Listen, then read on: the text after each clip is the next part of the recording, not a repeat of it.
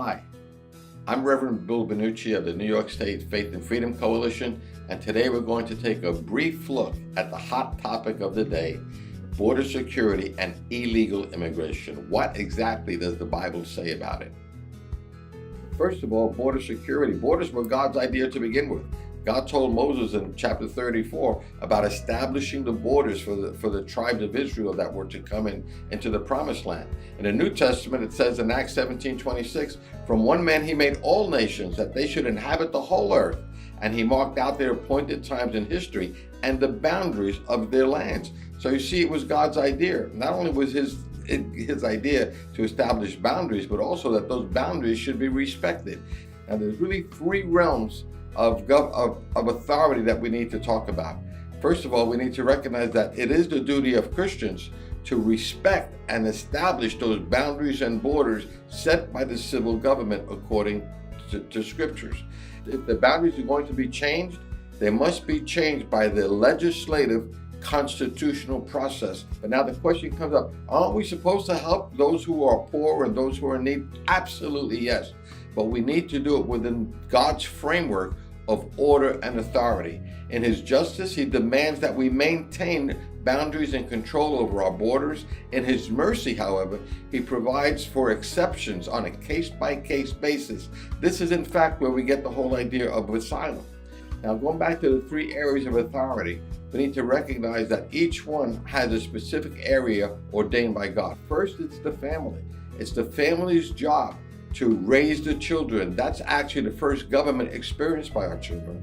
It's the job of the family to provide for the education and welfare of our children, for the material and even the spiritual needs of the children. The next area of authority is the church. The job of the church, according to Ephesians 4, is to raise up saints for the work of the ministry. And how do they do that? By teaching us how to pray, how to seek salvation, what it really means to be a disciple. And it actually tells us that true religion is to care for the widows and orphans and the underprivileged, according to Deuteronomy 15:7-11, Isaiah 58:6-10, and Matthew 25:34-40, and so many others as well. So those two areas of authority we need to understand. Then we have civil government. That's the third area of authority. Now, what is the job of the civil government according to scriptures? Exodus 23:3 says, nor shall you be partial to the poor man in his dispute. You shall not pervert justice due to the needy brother in dispute.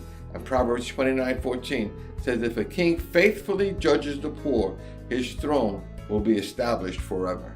So really, the government's responsibility to the poor is to establish justice for them, to treat them fairly, not to discriminate in their favor or against them.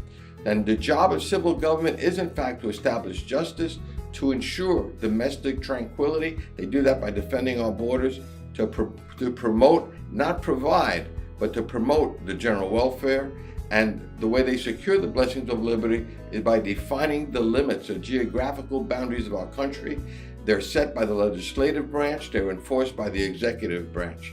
And now the government must not usurp the responsibilities of the church. In the Old Testament, we have several incidences where this happened. In one case, King Uzziah tried to offer a burnt offering, and the result was he ended up getting leprosy. God did not look kindly on him. So again, the civic leaders must not usurp the authority of the church, meaning that the government must not take on the responsibility to care for the poor.